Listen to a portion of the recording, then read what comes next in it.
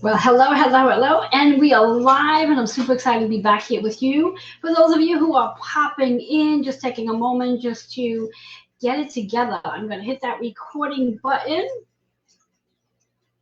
I don't forget to do it. There we go. Perfect. So if you are here with us now, joining us for the second segment of today's Cosmic Evolution Summit, I'd like to welcome you. If you are just joining us for the first time today, let me introduce myself. I'm Reverend Joanne Angivari Cologne. I am the founder of Holistic Fitness NY. I'm your certified holistic personal trainer, holistic integrated teacher, Reiki master, medical astrologer, master of numerology, and card creator and card reader. And of course, the host of the Cosmic Evolution Summit. And I'm very excited to bring today to you six amazing speakers. If you had an opportunity to catch us earlier today, the first segment took place this morning at 11 a.m. And hopefully, you had a chance to get to know Ella, who was our first speaker. She spoke about PMDD to Joy. And in a little while, at about 12:30, our second speaker will be joining us. Just give me 1 second. Joining us to also, I love when my things don't work properly. You gotta love it, don't you? I know, you gotta love it. Anyway, as I was saying, I'm super excited for you to be here. If you are here watching live feed, do us a favor and share, like, comment.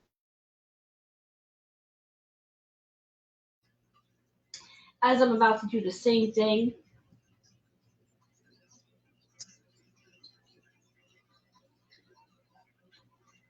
So just take that moment just to share it out, let everybody know that you are here.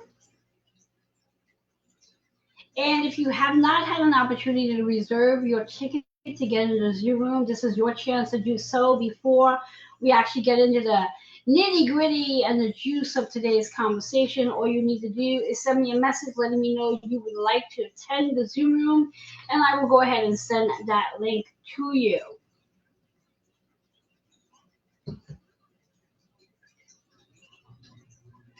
So we have a little while before our guest speaker will be on. I'm sure she'll be strolling in any minute where we're going to get to introduce her, and she's going to share her story at exactly 12:30. So as you all come in, let me know that you are here. I'm looking at all my devices here right now. I feel like I'm in the computer room. I got my cell phone up, my laptop, and also my tablet. There's a lot going on behind the scenes, as it should be. As it should be.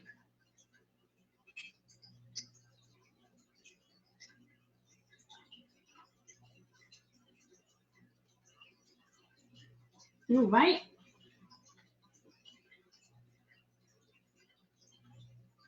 Hello there, Pauline. How are you? If you'd like to join us on camera, that would be beautiful. For those of you who are popping in on Facebook, hello, hello. Hello there, Miss Pauline. How are you?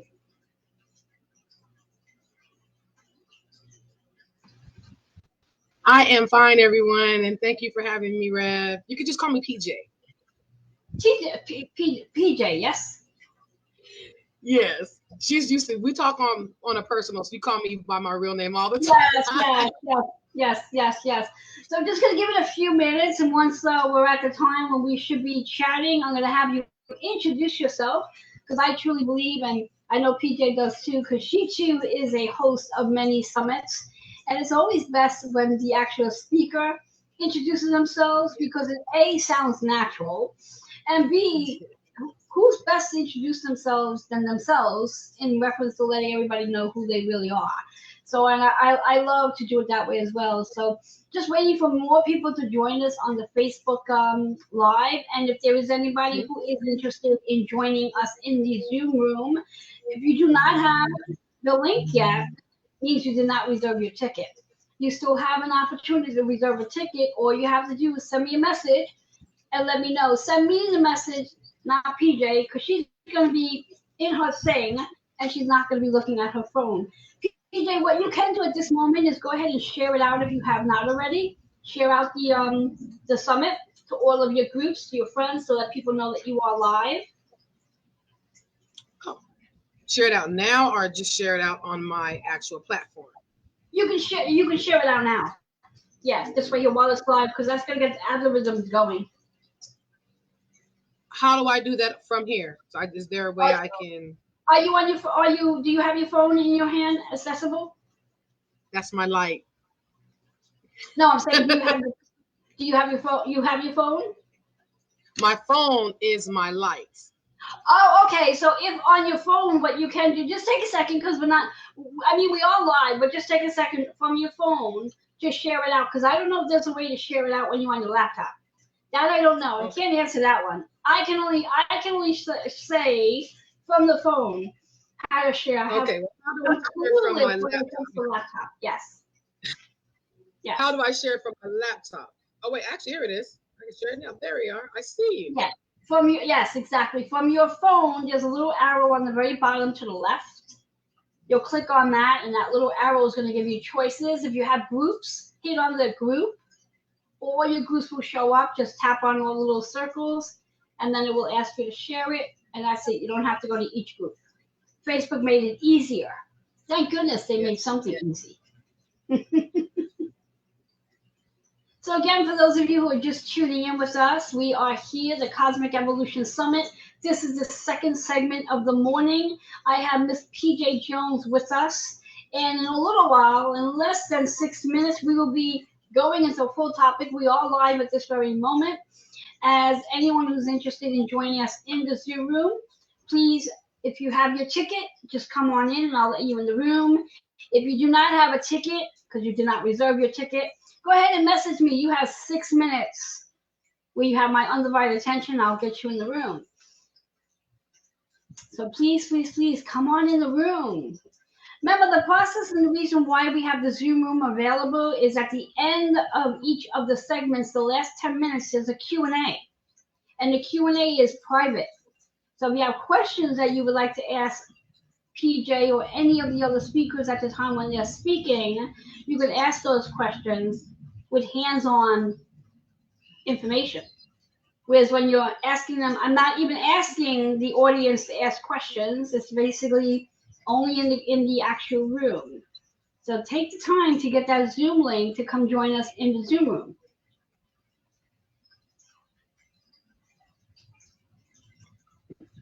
Plus, it's also a lot more fun and personal when we all get together on Zoom.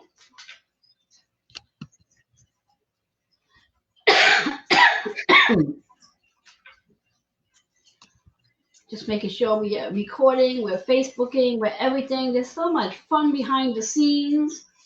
And we have about 5 minutes to go, and we're going to have fun sharing PJ's story. I love when PJ's on this side of the table. She's always on the other side of the table. Yes, I'm like, oh my God, I'm not used to being on this side. Yes, you're my first, Mr. Griffin. You're my first. Really? I'm so honored that I get to be the first for you. Because how many summits have you conducted in the last, at least in the last year that I know you? I've conducted the one, and then I have another one coming up, and then I do my podcast, I do all of that stuff, but I'm always on this side on your side of the screen. I think you did an interview with me a couple of weeks ago or last week, and then I've been doing a lot more interviews, but actual summit, this is my first. I'm used to being the one in control. There you go. Yes, yes, yes. I think it's always fun to be on your side of the table, meaning being the speaker, being the summit host. A lot of work, as you know. Yes. I don't envy you today at all. A lot of work. It is a lot of work. Yes. And my end is not even so bad, because mine is just a one-day event. There are actual hosts like yourself who spend like 7 days doing this. So, and before I go further, as you're entering the Zoom room, ladies, please mute yourself. The only ones I want unmuted is the speaker and myself. And once the speaker is speaking, then I will mute myself as well. This way here, it eliminates all the background noise, and I have a lot of background noise. You might hear my fan. I'm sorry, you guys. I do live in Costa Rica. It is really hot. So if you hear my fan, Yeah, well, I don't hear any of you. I don't hear anything from your end. So you're going to have two of them going. Yes. So I guess you don't have snow like we do. No, but it rains. It rains. It definitely rains, but it's still it's hot rain. You go out there with no jacket, just out there and let the rain just kind of cleanse the negative and all of the clutter off of you, the clutter and all that. I love walking in the rain. We do it a lot. Come home drenched on a regular basis. Nice. All right, well, we have a little less than 2 minutes to get going, and then we're going to get going. We're going to dive right into this. And again, for those who are watching live with us and are not looking to come on Zoom, please remember to share, like, and comment. You can put comments in, and if you want, if you have a question or two for PJ when she's speaking, throw those questions in, and in between the conversation, I will throw that question in for her, and she'll answer. Now, for those of you who caught the first segment today, it was based on an interview style format, which will be what this will be as well, where I will be sitting and asking PJ questions, and she will chat until she no longer chats, and then the next question will come up as well. So it's just a fun way of doing this, and it's just fun in general. Even though, yes, lots of work on the summit, on the whole spot to get this going and to deliver. But it's so worthwhile, because when we get a chance to actually when I get a chance to actually know the speakers and knowing them on a deep level, it is quite a journey. So with all that being said, we are in the hour now, so we are going to get right into our interview, starting off by having Pauline introduce herself. Tell us who you are, what it is you do, who you serve, and we'll start there, and then we'll go into your questions. Okay, great. Hello, everyone. I'm PJ. I am a transformational trauma holistic life coach.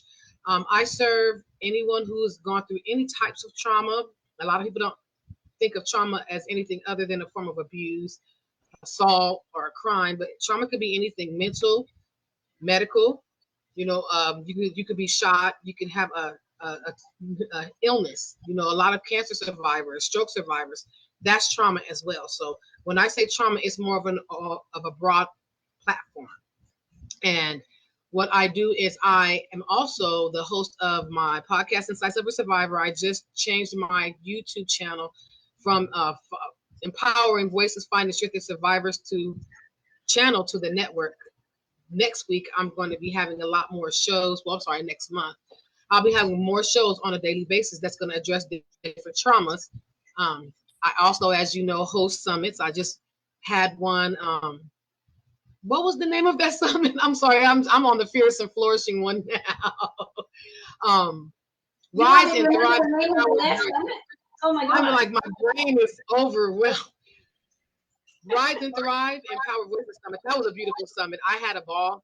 Reverend Joanne was one of my speakers there. She turned up just like everyone else did. I have another one in March, Rise and Fearless and Flourishing, to celebrate International Women's Day.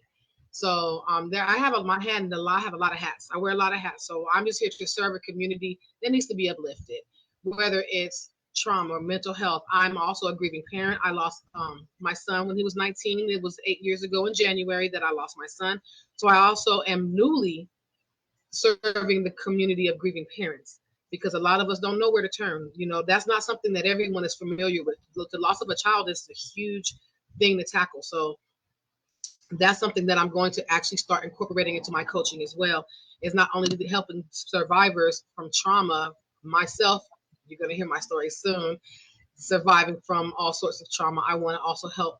That is a form of trauma as well. Grief is one of the biggest forms of trauma, and I want to help that community as well. So just anyone who's struggling, I'm right here, because I didn't have that support when I was going through a lot of the trauma in my life, and I want to be a resource or someone who can help them find resources. So that's who I am in a nutshell. I'm so excited and nervous again. I've never been on this end of the summit, so excuse the jitters. It's all good. It's all good. As we said earlier, you'll be on both sides of the table. Where again, as PJ mentioned, that she is a host as well to a handful of summits. She's got a new one coming in March, and this was her first time, which I just learned now, where she's on the other side of the table, being the guest speaker. So I'm honored that I get to be the person that she trusts, because it does require a lot of trust to step into a summit and allow the host to spotlight and show the speakers off. So I thank you for trusting me to deliver you and to showcase and to give you this space to share your wisdom, your story and your journey, and also your resilience. So here we go. Let's learn all about PJ's story. As she said, her story today is all about turning pain into purpose and thriving beyond trauma. So here we go, guys. Get ready, get set, and here we go. What was the hardest part of your journey, and how did you push through it? The hardest part of my journey was believing in myself. For years, I had been told that I was worthless, no matter what. Like, I was a good student, I was a good child, I cooked, I cleaned, I did everything I was told, but I was, so for some reason, that was never good enough. I was always basically put down. So the hardest part of my journey was believing that I could survive, I could get out of that. And what was the second part of the question? I'm sorry. It's okay. The second part is, how did you push through it? Oh, I get that question a lot, and honestly, the answer is my resilience. It's something that was inside of me that knew that wasn't right. It's not right to ever try to make yourself feel better by tearing someone else down. So, and I knew that it wasn't right. The abuse that I was dealing with, the trauma that I was dealing with, even as a child, I knew that it was wrong. And I have a fight in me that I didn't realize was there until recently in my healing journey. And I felt like it was wrong. And the resilience in me, I was not going to give up, no matter how much they beat me, how much I was attacked, how many times I was drugged, how many times I was belittled, I still stood up strong. And I knew that I had to do something better with my life. I had goals. I wanted to be somebody. I wanted to prove to the world that I was not this horrible person that they said I was. I was not weak. I was not ugly. I was not I wasn't stupid. I was actually very smart. So I didn't believe that in myself until I started to see it. And the fact that I have a very stubborn side to me, that's like, I'm not going to let them tell me I'm wrong. It wasn't necessarily the belief I had, the faith I had in myself. It was because I am what you call the black sheep of the family. And because I wanted to show them that I was wrong, I did well for myself to show them I'm not going to be a drug addict. I'm not going to be a crackhead on the corner selling my body. I'm going to get a college degree. I'm going to be a good mother. My kids are not going to end up in the system. It was more just to prove a point. That's kind of how I got through it. That's the honest thing. In the beginning, it was to prove to them that I was not who they said I was. For one, I love your honesty, the transparency of how you sit here and say that it was really about proving a point. And I truly believe that a big majority of people's journeys is really about, well, you know what, I'm going to do this to show them that they're wrong, that I can, and that they're wrong, that I can't. So yeah, I love that transparency. And I love the fact of that for you, all that you have done. And I truly believe that when we sit there and say in a testimony that you're not going to do what they think you're going to do or how they think you're going to end up, it's like you're speaking to the universe, and the universe brings these lessons in for you to then prove that, okay, well, this is challenging, but I can push through it. So I love that about your journey and who you are. I mean, I've learned so much about you in the last couple of months of us working together. And it really is. It's a true blessing to witness all that you have done and all that you are doing. And there's so much more to you. It doesn't stop there. So moving into your continuing journey in realizing that this was not just about survival. What kind of impact are you looking to create? That this is not just about survival. I'm looking to the impact that I'm trying to create is self-acceptance, self-love. To look at yourself and see what everyone else who actually do want to see the best in you sees in you. Like a lot of us who come from a traumatic situation, we look at ourselves like we're the worst things in the world. You know, a lot of our, like I say, a lot of the reasons why I pushed was for someone else's. You know, it went from me uh, proving people wrong to, okay, I have to do this for my children. I have to do this for someone else. What I want you to learn is I want you to learn to do it for yourself. Not because you have to make sure. I mean, of course, if you do it for yourself, it's all going to come in line. Your kids are going to be okay. Your family's going to be okay. Your love is going to be okay because you're going to love yourself. I never understood what it meant to tell, for people to say you need to learn how to love yourself. You can't love anyone else until you learn to love yourself. I never understood what that meant until recently. I loved my children, but I didn't love them. I loved them because of who they are, not because I had love in me to give. The love I had was the love I wish I received. I have to learn how to give myself that love and accept the fact that I might not get the love that I want from the people who I claim that should love me, like my mother. My mother never showed me love. And it wasn't until recently that I had to accept the fact that she's never going to show me the love that I need. I can show myself that love. I have to set my own boundaries. I started to set my own boundaries. I started to enforce people to respect those boundaries because you can set your boundaries all you want, but if you don't enforce those boundaries, they're just words. I had to learn to love myself to enforce those boundaries. You're going to give me my peace or you're going to be removed from my life, whether you're my mother, my brother, my kids, anybody, because you can love someone, but if you don't love yourself, you're going to let them run all over you, and that's not love. And that's the impact I want to make. Don't be ashamed to love yourself. It is not, self-care is not selfish. I saw that somewhere. I don't remember. I may have been a meme somewhere, but that is one of the most beautiful things I've ever heard. Self-love is not selfish. Boundaries, they're not selfish. And if someone is telling you that they're selfish, then you need to love yourself to know that that person may not be right for you. And you can release them with love. Be strong within yourself. Don't be ashamed of your story, because what you went through does not define who you are. It defines the people who try to break you. Learn to know the strength within yourself. All of that comes with loving yourself. You get to realize, do you realize how hard it is for a trauma survivor to live in trauma? You're being beat, you're being abused, you're being belittled, and you get up every day with a heart to love that person that's abusing you. If you can love that person who was abusing you so hard, just imagine how hard you can love yourself, who will show you the love that you deserve. So that's kind of the impact that I want to put out there, is that there is nothing wrong with taking care of yourself, because when you take care of yourself first, the healing is going to come next. And it's not to say not to love the people around you. I'm not ever, please don't think I'm saying to not care about people around you. Love them too. But if they can't show you the love that you're showing them, then maybe you need to reevaluate the situation.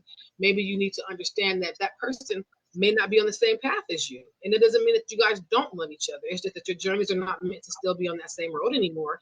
And it's time for you to start looking over here into a society or a group or a community that's more aligned with what your goals are. And, check in on them every once in a while. That to me is self-love, not holding yourself committed, keeping yourself committed to a situation that will not allow you to grow, allow you to thrive. Don't survive, you need to thrive. That's the impact that I hope to make in this community. And to not be ashamed, ever be ashamed. I was ashamed of the abuse I went through. I was ashamed of the rape. I was ashamed of being beat. I was ashamed of being spit on and all the other things that's happened to me. I won't go into details because those are big triggers for some people. But I hated myself for what happened to me. Do not ever hate yourself for somebody else's weakness. That's their weakness. They had to use you to be strong. And if they have to use you to be strong, then they are weak, not you. You survived that, and you are the strong one. That's what I would hope that you guys understand, is that you don't have to ever be afraid to share that. It's not embarrassing to me anymore to know that I was done that way, because I didn't do it. I was the victim at the time. I'm not a victim anymore. I'm a survivor, and I thrive now. And I use that story to help people who are still in that victim mindset to overcome that, to come into the reality that you thrive. You do not have to stay a victim. And that if you don't learn anything else, you do not have to stay a victim. You can thrive just like the rest of us. We are all survivors. So that's it. I love that. I love everything you just said. Something I learned a while back by one of the celebrities out there, Will Smith. when I think he was in the process of when his dad had passed, if his dad passed, he had mentioned in regards to the relationship he had with his dad was really challenging. And us as humans have expectations to how we think parents and siblings and grandparents and friends should show up. And the reality of it all is there's really no rule book to what a parent should and should not do. Same thing as a sibling or grandparent. And the reality of it all is I think we have to, what we have to come on to understand is that a parent may not have the wisdom and knowledge to be a parent. So they really don't know how to show up. If that parent did not experience love themselves and they never had the opportunity to love themselves, they can't possibly deliver love to somebody else. And it's this I think this mantra that's been going around since maybe 2022 or 2023, where we have to break the generational whether we want to use the word generational curses or patterns or whatever have you. It really is about here you are, PJ, in this new words that are coming through, new dimension, new tradition, a new pattern where you yourself have learned to love you, recognizing that you might have not have gotten the love that you thought your mother was supposed to give you. And now here you are being able to do that for your own children. So they will not get to experience the journey that you did because you're able to love you, which then means you can love them and they can feel loved as well. And I'm sure they have their own journey as well. So thank you for sharing that whole process of self-love and how self-love is not selfish. Self-love is a part of self-care, and we all really need to bring that more into our lives. So thank you for sharing that. We're going to move on to the next one. You faced some incredible challenges. What was the first step you took in taking control of your own narrative? I left the state. It sounds bad, but I had to run.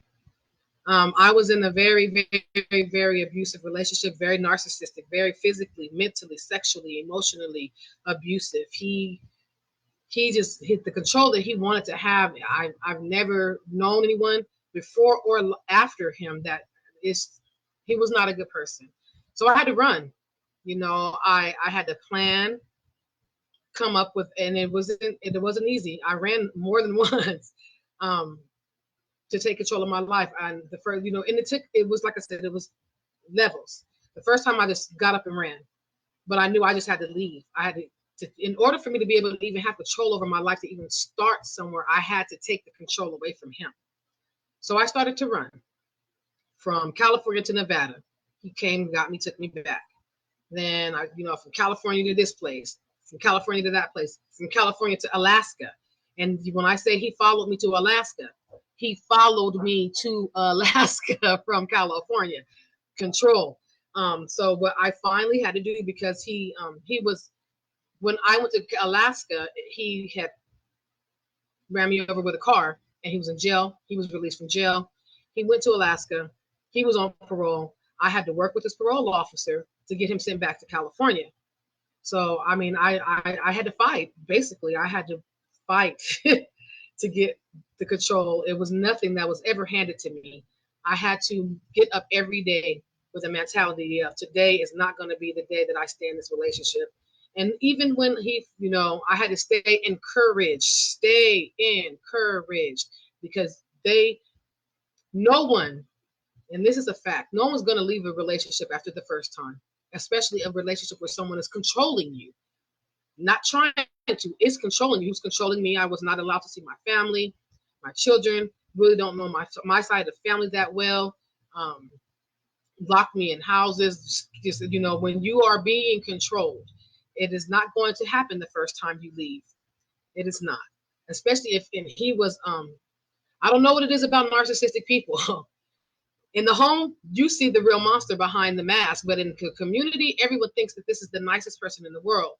So when you're leaving them, you have your friend is the one that's telling them where you live. Your mom is the one that's telling them where you're at. That's how they're finding you. They're not finding you because, you're out looking for them. They're finding you because they're going to the people that you love.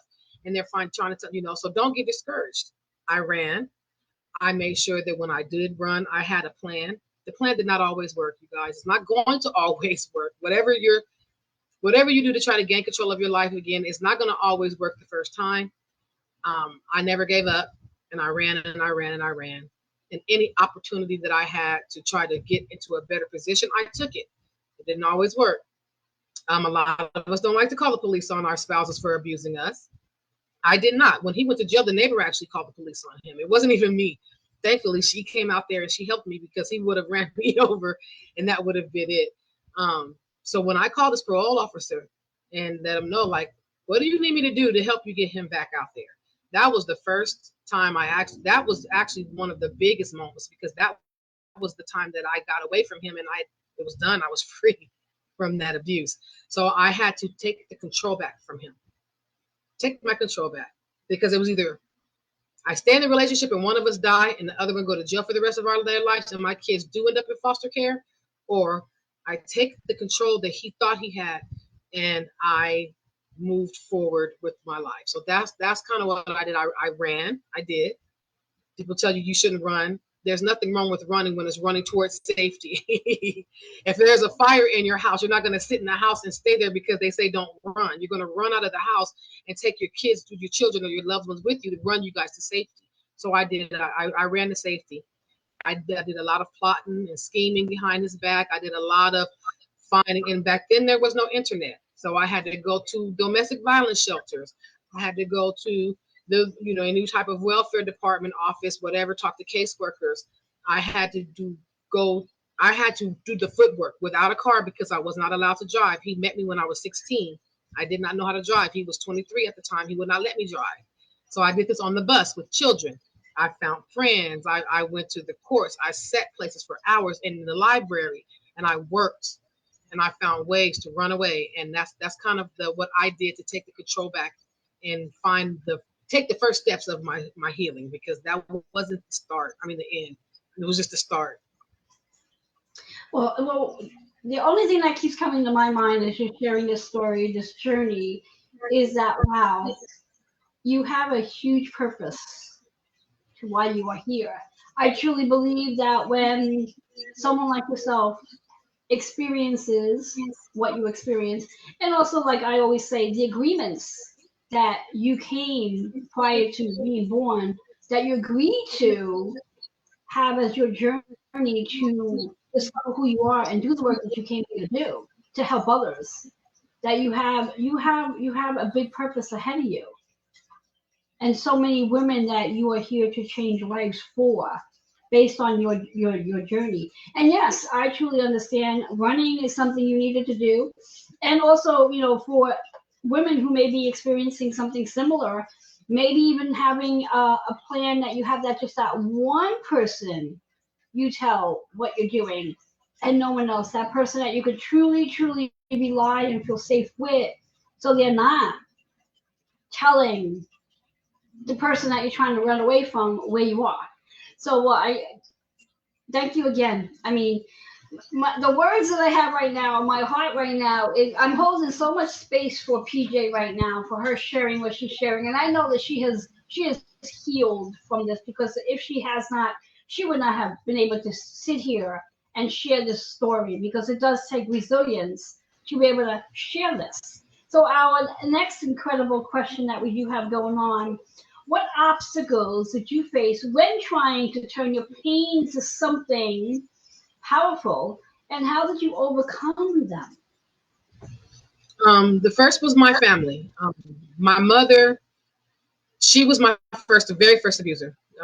When my father passed away, and as you say, parents are not always aware of how to love their children. My mother was abused by my father. My father's 46 years older than my mom. He was 8 when he got hold of her. My grandmother unfortunately allowed it to happen, and he did what he did to her all the way up until after I was born. My mom was 20 when she had me. But from 8 on up, the worst things that you can imagine happened to her in his care. I didn't know, because he was the pastor of our church. He seemed like a really good guy. I didn't even know he was my father until right before he passed away when I was 9. I found out he was my father. He passed away when I was 11. And that's when my mom started to abuse me. So she was my first obstacle. I mean, I don't know if she loved me or hated me. What I got from her was hate. So she basically brainwashed me into believing I was worthless and nothing. So that was the first obstacle I had to come over, was undoing the teachings that she put in, unlearning the lessons that she taught me that I was nothing. The biggest obstacle was to believe that I could actually go out and do it. Then after that, it was more of me trying to stay alive growing up. 14, I'm homeless, being drugged in the bathrooms by men and multiple men, and being abused and not hurting myself, not falling into that abyss of darkness. That was a really big obstacle. My family did not help me. No one helped me, because I did fight a lot. I did have to, do what I had to do to keep myself safe and protected.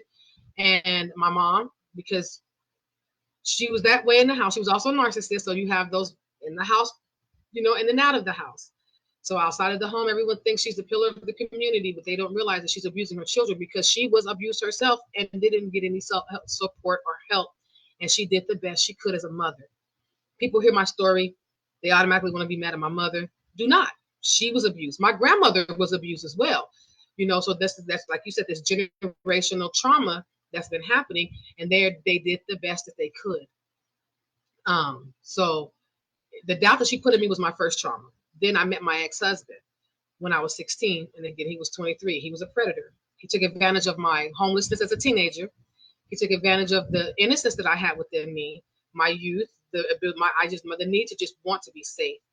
And I didn't feel safe with him, but he basically was like, you belong to me now. So he was my biggest obstacle, because he would follow me. My mom would let me run away. She let me run away. She may send my sister to come look for me, but for the most part, my ex-husband, he followed me from state to state. He would kidnap my children to try to keep me in the home. He would, he slit my throat, shot at me, tried to, he's done so much to keep me. So the fear that I had for him was another obstacle that I had to overcome. Either he's going to kill me or he's going to kill my kids if I leave. I cannot. I mean, like I said, he's gone to the schools and kidnapped my children to try to get me to take him back. He was standing outside of my door and cut his arm trying to get me to take him back. So it was that fear. And I had to get over that fear and know that if I did not allow that fear to control me, I can get away from him. It wasn't him that was the obstacle. It was my fear of what he would do that was an obstacle. And I had to believe in myself that if I leave and I find the correct support system, like Reverend said, one person that does not know anything about anyone but you, or even if they know everything, look, I'm leaving him. Do not tell my mother. Do not tell my family. Do not tell anyone. I'm trusting you to help me get out of this.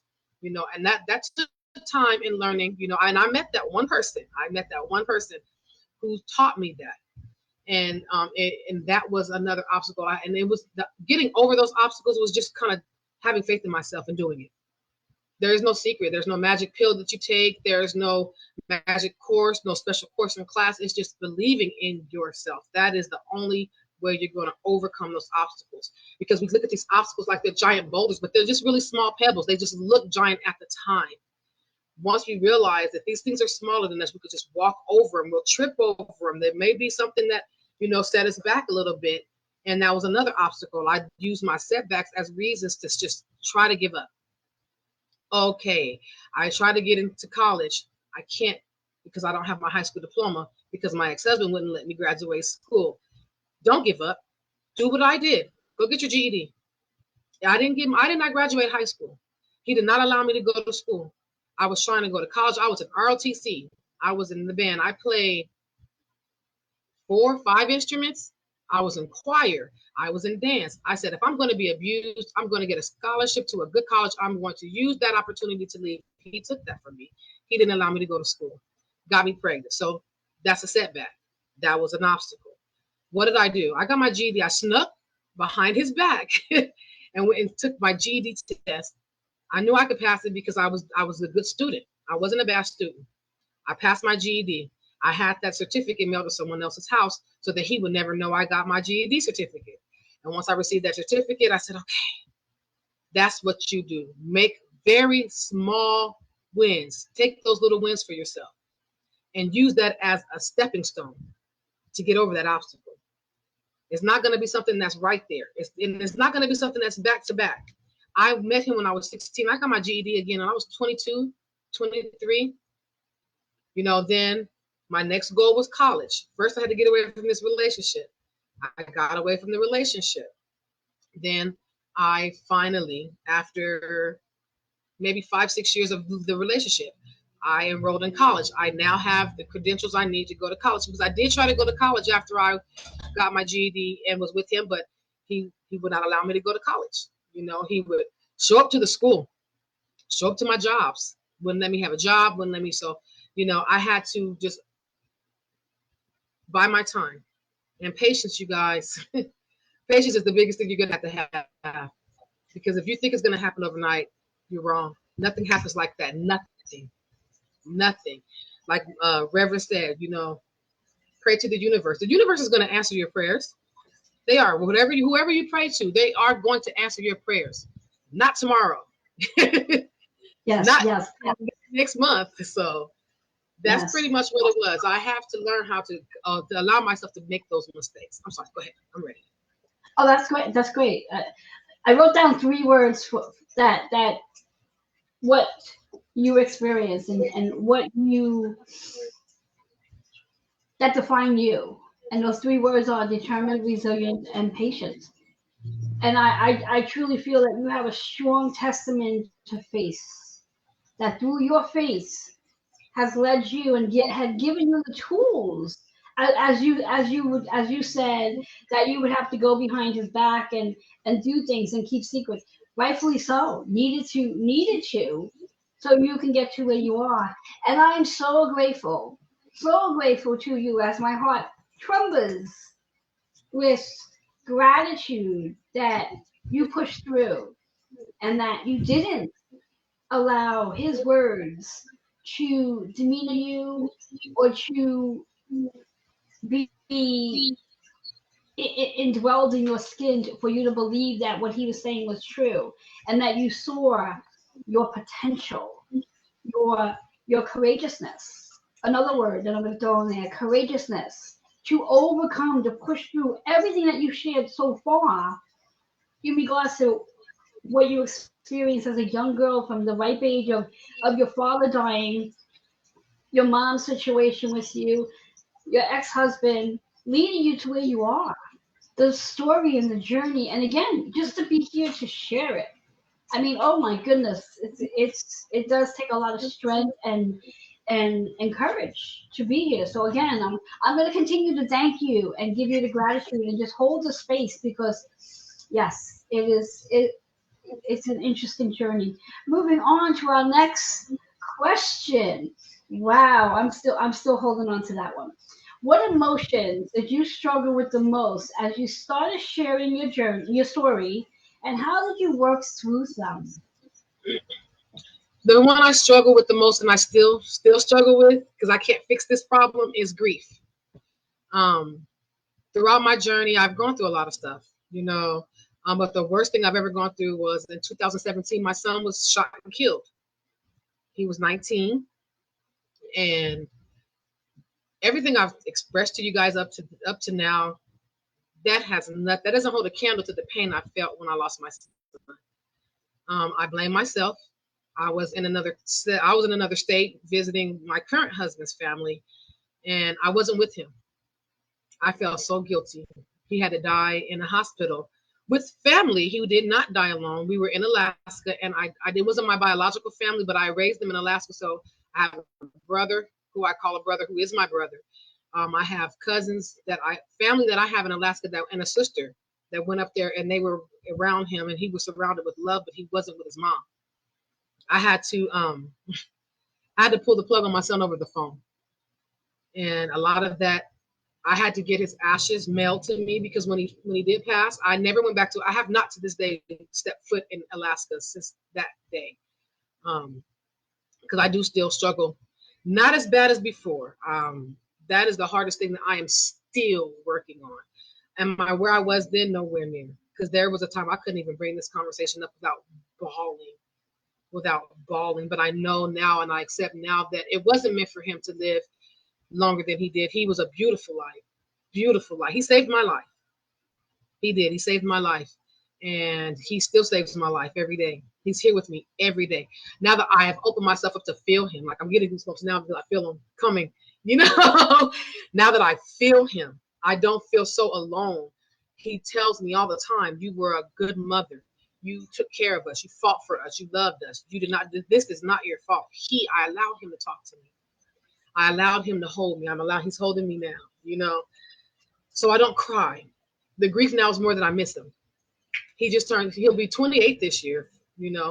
I don't know what he looks like. I don't know. He didn't have any children. So it's more of what I felt like I'm missing out on more than me grieving him. Now I celebrate his life.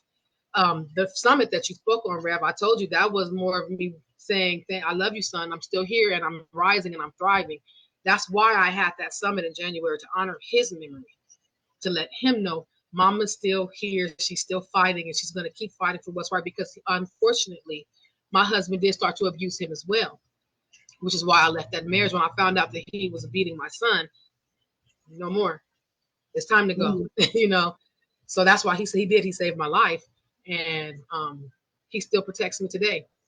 You know, he's working with the universe to help bless me with meeting people like you, you know, or the people that I met on the summit. You met the young ladies from Open Letters to a Survivor. Oh, you know, yes. Anybody. Yeah. So that's something that I am still dealing with. The way I deal with it now is when I have those feelings, I allow myself to have those feelings. I do not try to hide them. I do not try to cover them. I let them come out because there's a reason. There's a reason, and I let that happen. I'm grieving my son. That was my child. He's my firstborn. When I didn't have my current husband for 6-7 years after I left, well, honestly, the entire time that he was born, because whether I was married or not, I was the breadwinner. I was the one that took care of the family. He was my rock. He helped me with the siblings. He watched them while I went to work. He took care of them while I went to school. He was my best friend. And losing him was one of the hardest things that I've ever had to deal with. And the year that I lost him was a horrible year. I was alone. I had my current husband and my children, but that was it. You know, I was homeless with them on the streets. We were where he's from, so you know, I didn't really have a lot of support. My sister, she's the only person that I really in my family that I really deal with, but she grew up in the same household as me, so neither one of us know how to help each other with trauma, because we've both been traumatized our entire life. Her ex-husband is no different than my ex-husband, you know. So when my son died, she's like, I love you, but I don't know how to help you. I don't know what to do. And I couldn't do anything but accept that, because she was the only honest person. No one really followed up with me. No one checked on me. And I had to fight through that. That first year of me losing my son is the biggest regret that I have, because it wasn't one. I didn't want to lose my child. No one never wants to lose a child. But what happened that year, it was worse than anything that I've ever had to endure. And that's something that I still deal with. I'm still healing from it.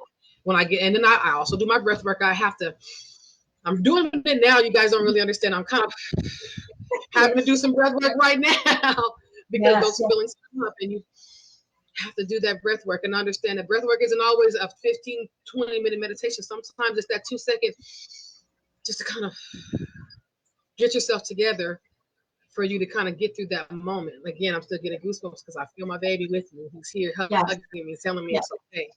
Exactly. And the beauty about losing a loved one, specifically a child, is the connection, the spiritual connection. As you said, your son is with you right now, and you'll always have that connection. Your son will always be with you. He'll let you know that he is there with you. And as you said, as PJ did say, that it's challenging to lose a child.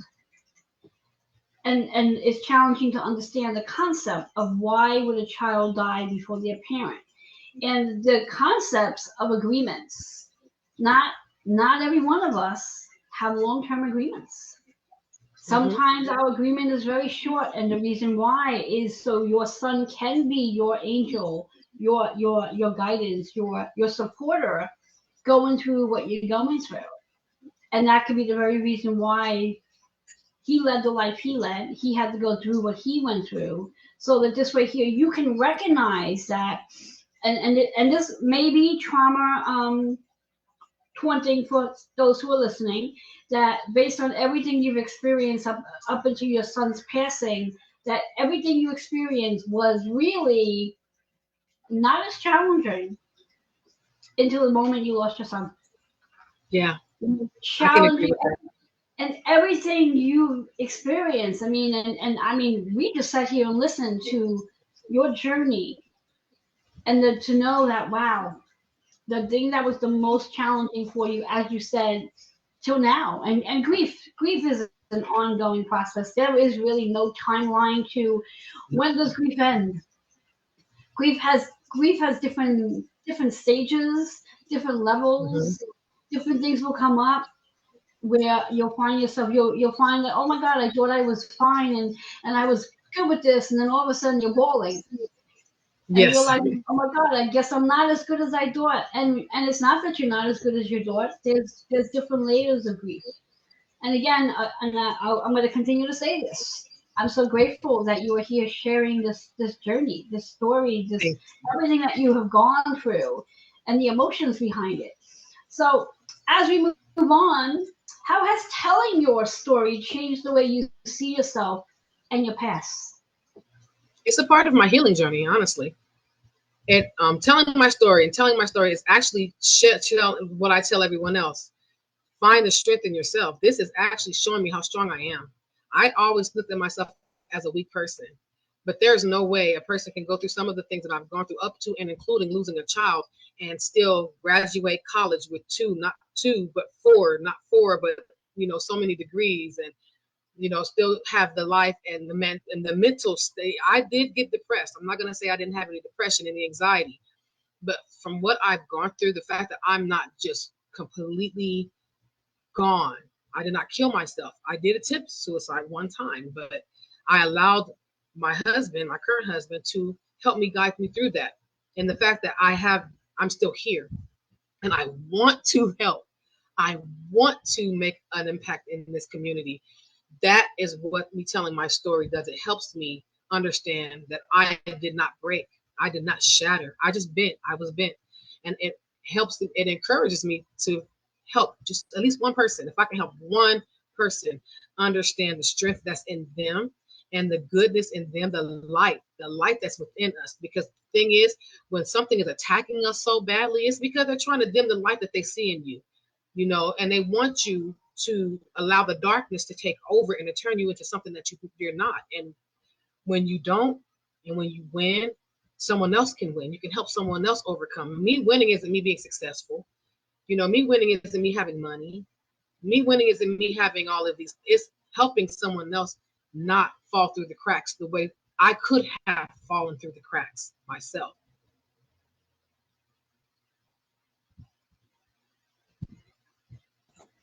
I love that. That is it is so true when we think about our journeys, especially trauma. The best way to heal through trauma is sharing your story. Because the more you share your story, the more you start to realize how much you have overcome.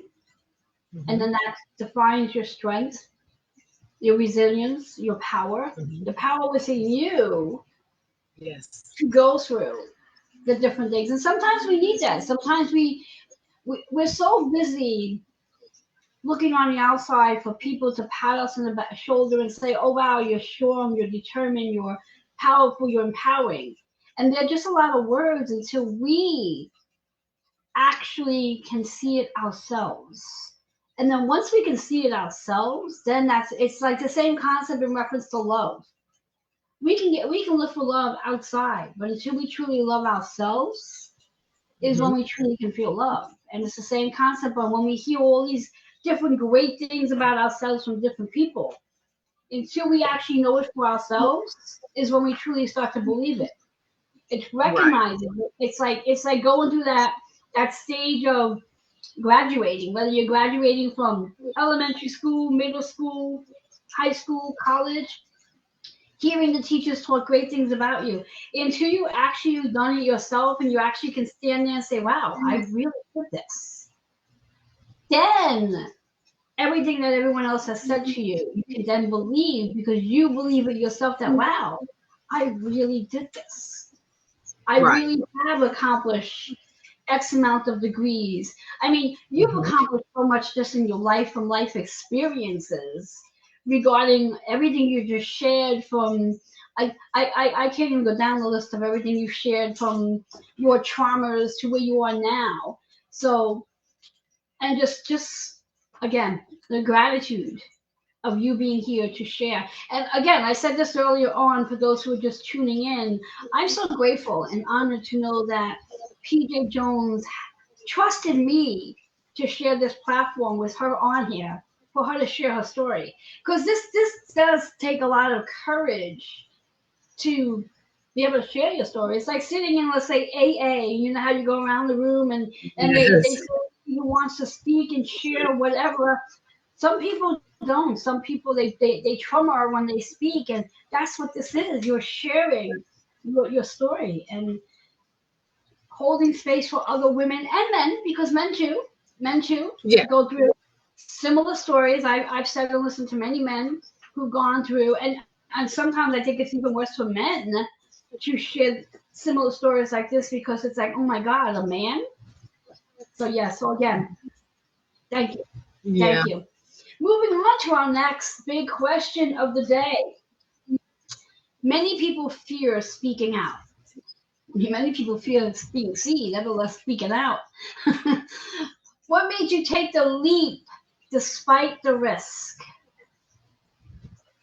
Um, when I tried to take my life, I was in the darkest place I'd ever been, and honestly, that was one of the first times I was going through the least amount of trauma. I can say that I had already done the college thing. I had the good job. Everything was on paper: 2 cars, a house, a husband, the kids, a grandchild. Everything looked good, but I was still depressed. I was still so depressed. Um, and I started to see Dr. Robin. She is a therapist, but she does things with a holistic approach. She taught me about breath work. She taught me about, affirmations, but she taught me also about journaling. She told me about writing my feelings down. So she told me to write a letter to my mother. I wrote a letter to my mother, explaining, but not necessarily to her. It was kind of a tool that she wanted, and I read the letter back to her. And she's the one that actually said, "Your story is worth telling. Do you know how many lives you could be able to save?" And at first, I was just like, no one's going to want to hear that, or I don't want anyone feeling sorry for me. All of the things that we tell ourselves. She said, no, your story is empowering. She said that there was a lot of people that she has come across who's gone through similar things who didn't make it as far as I have, who allowed the trauma to consume them. And then she said, the fact that you didn't, do you know how many people you could save with your story?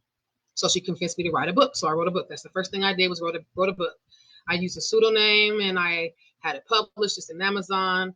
And I wrote the book. And then I said, okay, I'm still depressed. I'm still suicidal. I'm still, so I quit all, because every job I had was with the federal government or the state government.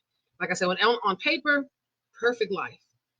Um, Aside from, like I said, bumps and roads, the worst thing I had to deal with at that point in my life is the fact that my in-laws didn't like me. And everyone has issues with their in-laws.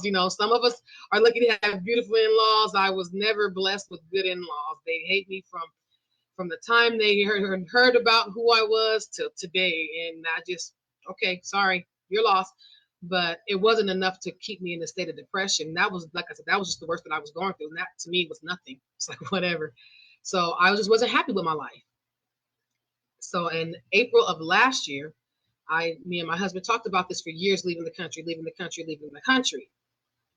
left the country, said, okay, I have to completely change everything about me. I changed my hair. I never had dreadlocks before.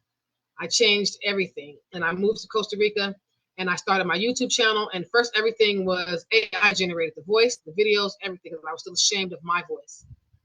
Then it was the platform, the community that I started to meet throughout this time. People like you, Rev, who kind of encouraged me, like, you should do a podcast, which is where I met Rev, You know, you should do a summit. You know, you should do a retreat. You know, you should be a speaker. You should, and it's more of the encouragement that I got in this community.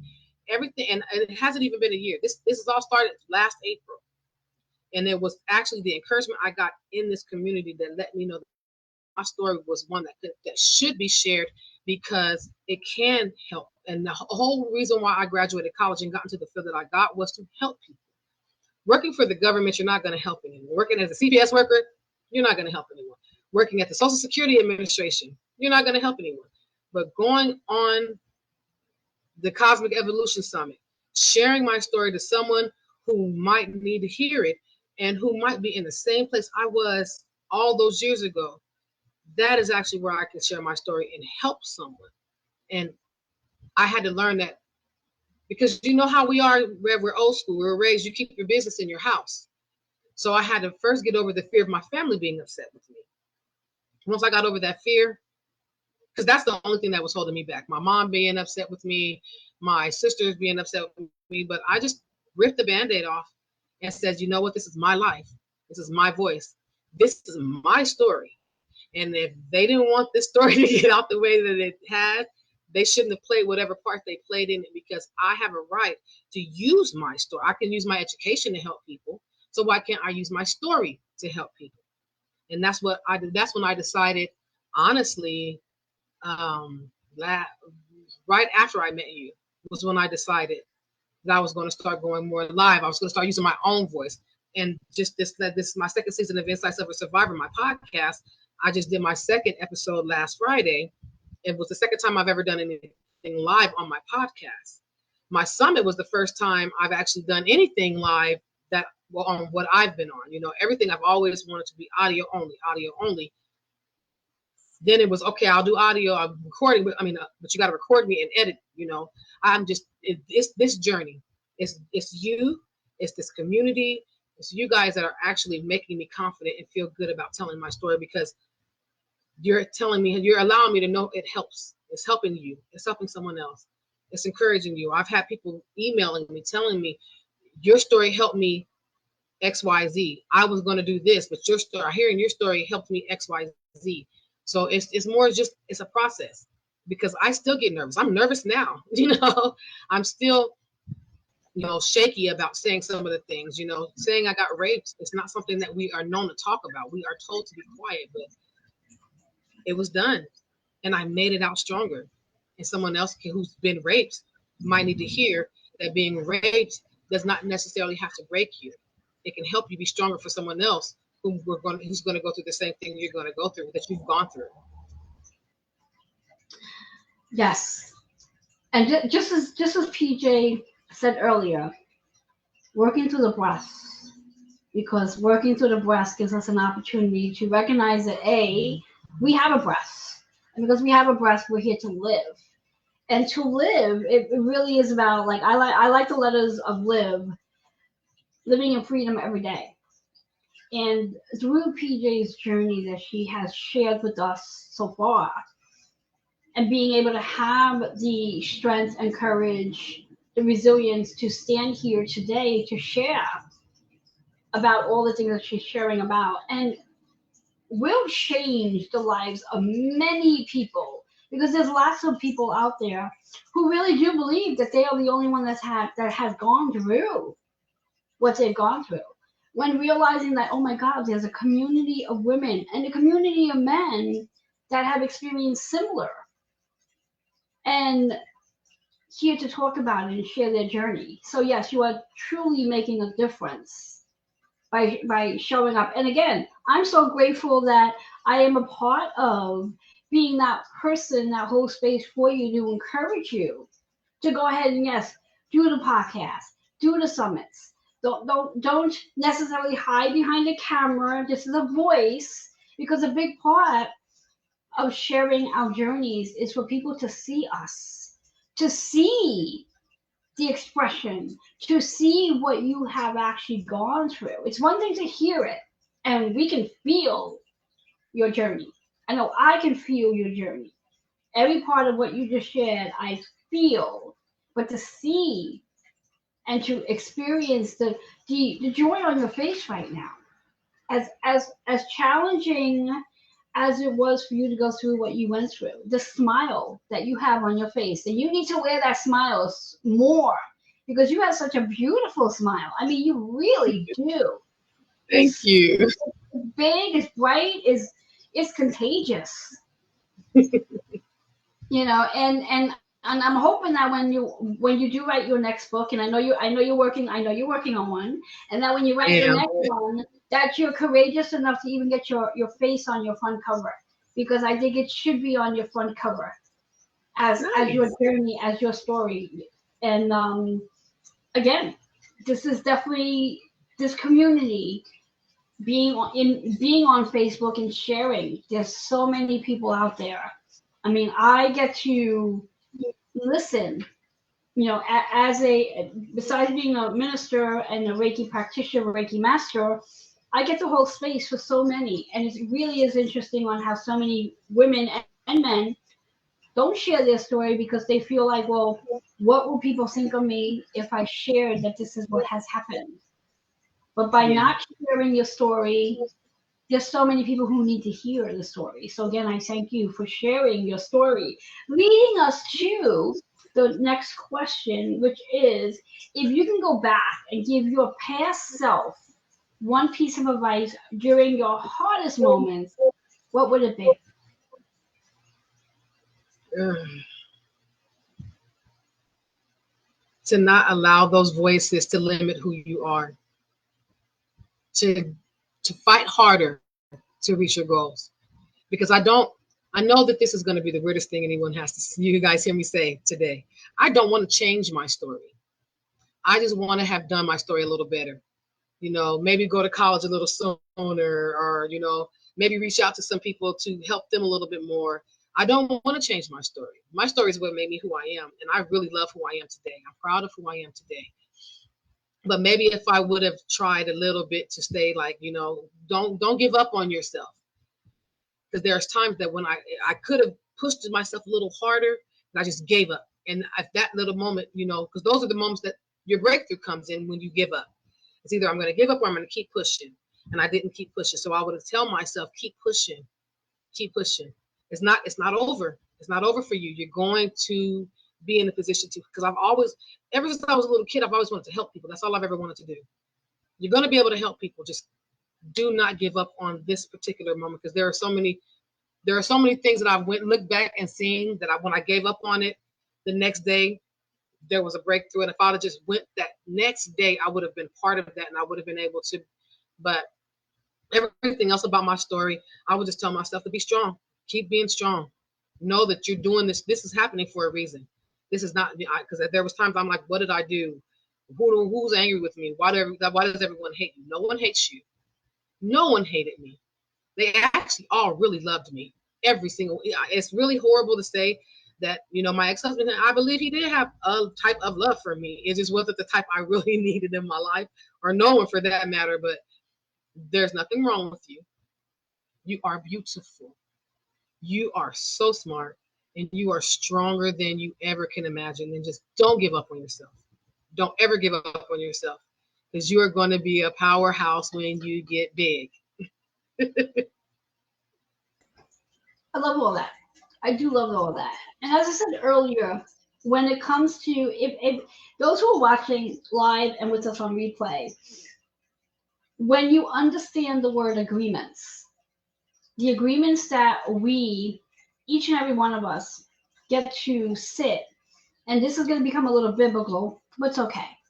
When we get to sit with our higher power before we are even born, and this actually happens even before our parents conceive us. These agreements that come through between our higher power and ourselves, of all the different people that's going to play a role in our lives. And PJ had chosen specific agreements so she can fulfill certain things that she needed to do in this lifetime to get to where she is now. So I'm loving the fact that she would not have changed anything about her story to be the woman that she is now, because all of everything she experienced is part of her journey. And I even love the fact that she had said that she truly does believe that every person who played a part in her story loved her in one way or another. Maybe not the way she expected them to love her, but in the way that they knew best to love her. And the one thing that we all have to understand is there is absolutely, and I find this to be really funny because there's so many of us who write books that maybe one day somebody will actually write a rule book to theoretically how people are supposed to play their role. And I think that's the thing we have to realize is that every one of us are playing a role in this lifetime. So if the role we're playing right now is to be the mother or the sister or the cousin or the grandmother, whatever our role is, there's no specific rules to that role. And when we can understand that, we can let go of the expectation to what we think that person should show up as. And that person shows up as the very agreement that we need them to show up as so we can learn about ourselves. Because PJ here had a journey that she needed to deliver, and so she could be the woman to stand here today to share the wisdom that she's sharing, to help other women push through. I am so grateful that when Pauline did attempt to take her life, that she was not successful at it. And that right there is a true testament that there's a bigger reason for her to be here. And I thank you for that. So Pauline, if you can leave us with a final word, what would you like to leave the audience with, whether they're here with us live or on the replay? What would you like to leave them with? The best thing that I can leave you with is to keep fighting for your purpose. And yes, you all have a purpose. We all have a purpose, whether you feel like you don't belong here, whether your life is just going into shambles. Do not give up. Do not give up on yourself. You have a purpose. And once you get through those obstacles and you start onto your healing journey, your purpose will be shown to you. Don't look for your purpose. You need to let your purpose find you. You need to keep, like Rev said, keep going along with your journey until you find out what it is that you're here for, so that you can live your purpose. Don't give up. Have faith in yourself, believe in yourself. Whatever they're telling you, it's not true. Start believing in yourself. Look at who you are and allow yourself to grow and heal from within. Rev said best, you cannot heal from the outside. You have to heal from the inside. And when you heal from the inside, everything else will fall into place.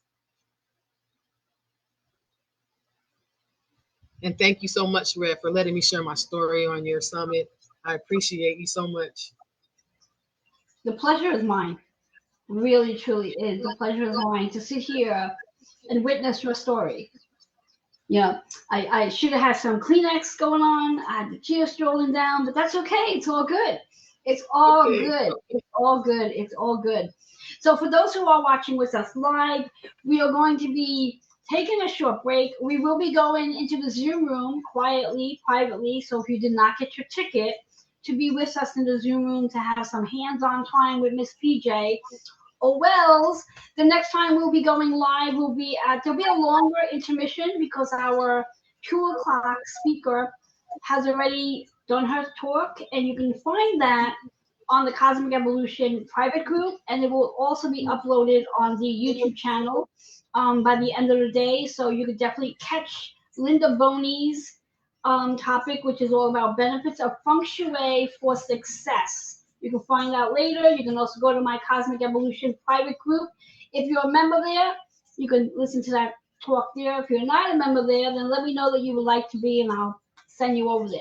So we're going to say bye-bye for now, and then we'll be back here again live at 3:30 p.m. Eastern Time with our next amazing speaker.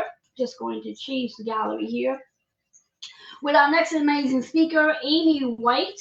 She will be speaking about the holistic edge of peak performance, thriving beyond your limits. So should be a lot of fun then. All right, so we will see you all later. Until then, enjoy your break.